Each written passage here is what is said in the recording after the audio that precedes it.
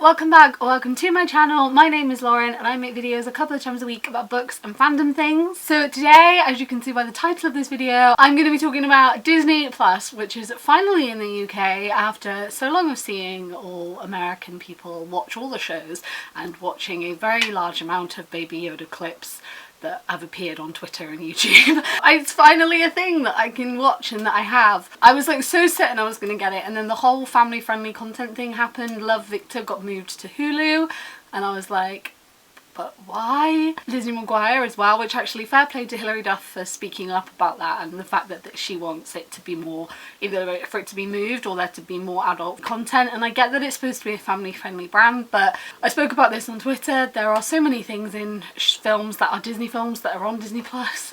Endgame, for example, literally like Thanos is decapitated, Thor becomes an alcoholic, Tony's death is traumatic. Spoilers. Star Wars, like I think those things aren't always like family friendly, you know, so I don't know, I wish there was a little bit more leniency with some things. There are a lot more adults and young adults watching Disney than is taken into consideration sometimes. Did end up getting it. So I have the app, I downloaded the app to my phone and then I can stream it to my TV, which is mostly what I do, but I also can watch it on my computer as well. And I am very much overwhelmed by Disney Plus. There is so much more on there than I thought there would be on there. Genuinely, I thought that there would be Disney movies, not even necessarily massively up-to-date Disney movies. Frozen 2 is coming on it on the UK in July time, I think, and it's already on the American Disney Plus. But there is so much on here. It has all of the Simpsons on it as well, because obviously Disney now own Fox. So I thought I would give you my first impressions of it. I think it's really cool. It's in different sections. So there's a Disney tab, a Pixar tab, Marvel, Star Wars, National Geographic, and then there's also this, which is all of the Disney Plus originals, which is really good. And there's actually a lot more originals than I thought there was. I obviously knew about The Mandalorian, I knew about The Lady and the Tramp, I knew about High School Musical, the musical, the series, but I didn't know how many other things that there were, and it's really cool. There's also a massive range of films that are older as well as newer, so there's so many of the old Disney classics on there which I love very much. Films I watched when I was a kid which no one really talks about, that aren't sort of like seen in Disney now and aren't spoken about in Disney now. Disney shows, the entirety of Disney Channel is on this thing, and so many shows I grew up with and so many shows that I really love. I basically binge watched the entirety of Good Luck Charlie over the past week. I love Good Luck Charlie. It is one of the best Disney Channel shows in my opinion. Wizards of Waverly Place is on there, Hannah Montana is on there, Lizzie McGuire is on there, the Lizzie McGuire movie is on there, which is the best thing ever. And there's so many things on there. All of Star Wars is on there, all of Marvel is on there, except Spider-Man films. I don't know if that's a Sony thing, that's why they're not on there, because of Disney and Sony agreements, but Homecoming or Far From Home are not on there. I've had a couple of people now message me and say, is this the correct order to watch the Marvel films? And I've said yes, except Homecoming is missing, fit it in here, and Far From Home is missing, you watch that after Endgame.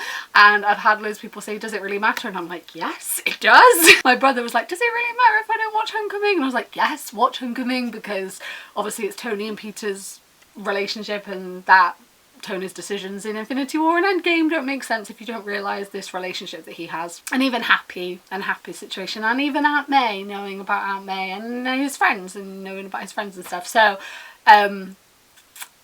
Homecoming, if you've never seen them, watch Homecoming. So yeah, they have all the live action film. The Lion King is on there already, which is the live action Lion King, which is my favourite live action film. The Jungle Book was my favourite, and then The Lion King came out and I absolutely adore the live action Lion King. Agent Carter is on there, which I would 100% recommend as well. Peggy Carter, love of my life. And then her entire story was just ruined in the end of Endgame, but we won't get into that. If you never had the chance to watch Agent Carter, that's on there. Agents of S.H.I.E.L.D. is on there, but I mean, Agents of S.H.I.E.L.D.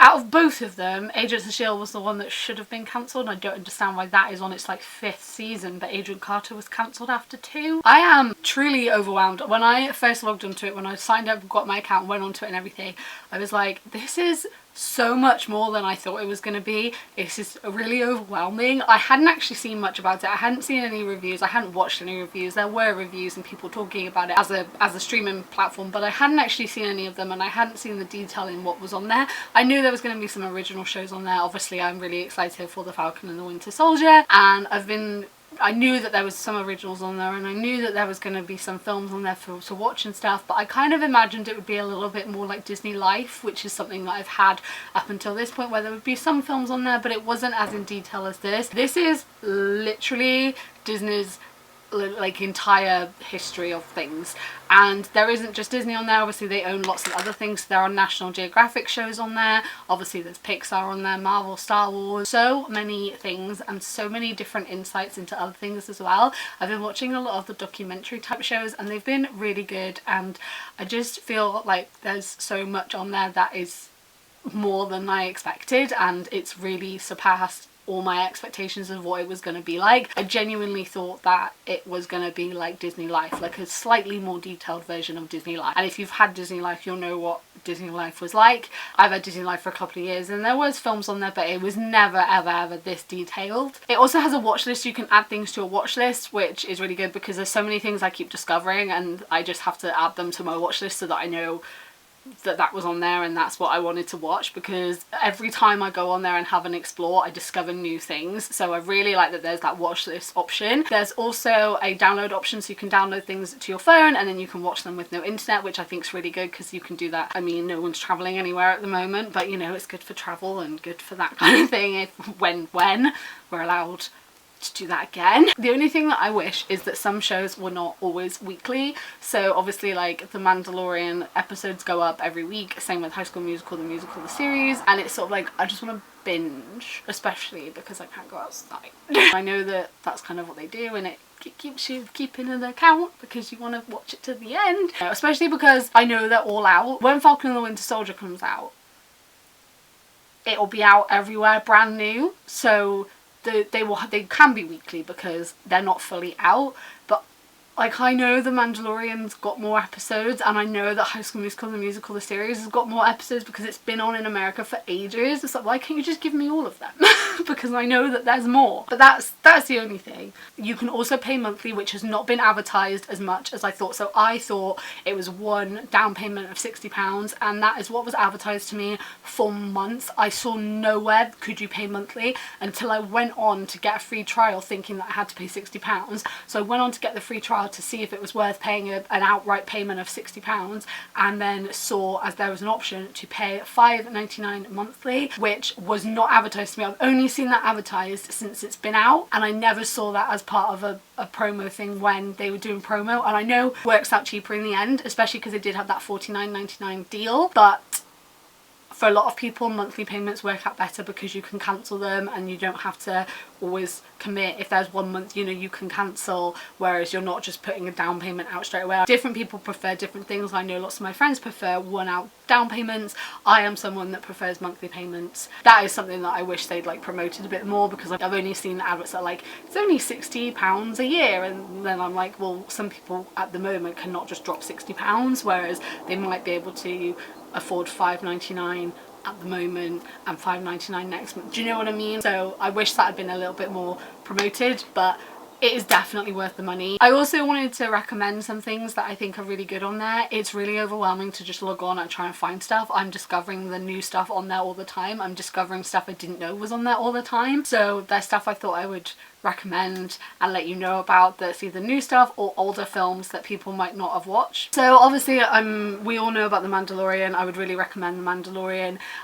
It's really good. I'm not going to get too much into it. We all know about The Mandalorian. So yeah, The Mandalorian's on there. Also, High School Musical, the musical, the series, I was really skeptical about. I really didn't know what to expect with this. And then my friend watched the first episode and she was like, it's really good. So I ended up watching it. There's 2 episodes on there now and I absolutely loved it. I think it's really good. It's just a really creative way, because who hasn't ever wanted to be in a High School musical production? I really like the concept of it. Obviously I'm going to see how it develops. I've only seen the 2 episodes, but I'm looking forward to watching more of it. My friend also recommended to me Diary of a Future President, which I actually started watching today. I am 2 episodes into it so far, but it is absolutely brilliant. It focuses on Elena, who is going to be the future president one day, and it starts with her like as the president, and then she gets a diary that she wrote when she was in middle school, and it goes back to when she was in middle school and all of the trials and journeys of that. It's Latinx lead characters, which is absolutely fab, and apparently there is also really good,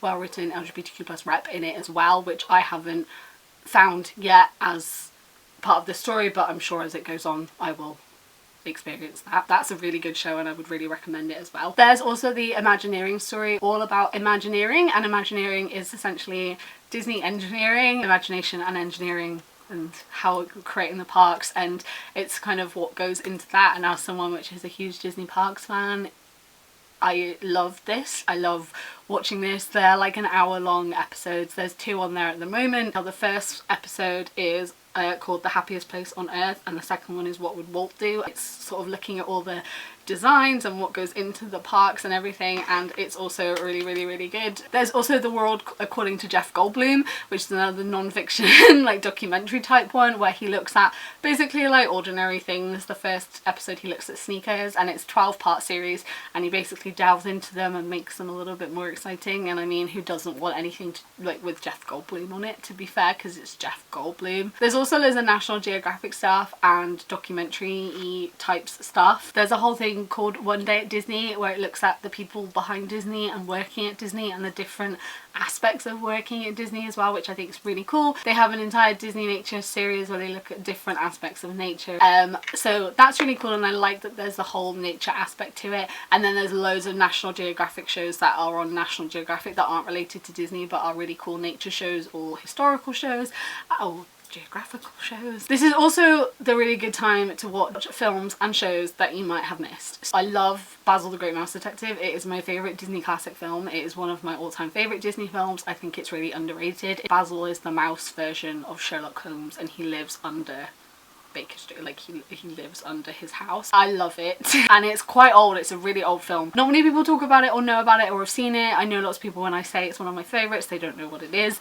Absolutely amazing. So that's on there, you can watch that. Sword in the Stone is also on there, which is also amazing. They also have all the Disney sequel movies, which not many people watch or enjoy the Disney sequel movies, but I have 3 Disney sequel movies that are the best. Cinderella 2, Mulan 2 and Lion King 2. 3 of the best Disney sequels. Adore every single one of them. There's also the Tangled TV show and the Big Hero 6 TV show. Now if you like either of those films, I would really recommend the TV shows. The thing that I love with all of these sequels, including the shows and the 3 films that I mentioned, is that they really go into detail of dealing with life after the story ended. In the Tangled TV show, Rapunzel is really dealing with the fact that she's been locked up for 18 years and now she's a princess, so she has to follow rules again, and she doesn't have that freedom that she thought she would have. And the Big Hero 6 TV show starts before Baymax is rebuilt, and it's dealing with that, and it's Hero dealing with grief and everything. Cinderella 2 is Cinderella dealing with life, being a princess and struggling with that because of what her life was like before. Mulan 2 is everything after what happens in Mulan. Lion King 2 is Simba's daughter and her kind of the rivalry between the 2 different lion things and trying to fix that, and I love it so much. And The Lion King 2 has an absolutely banging soundtrack.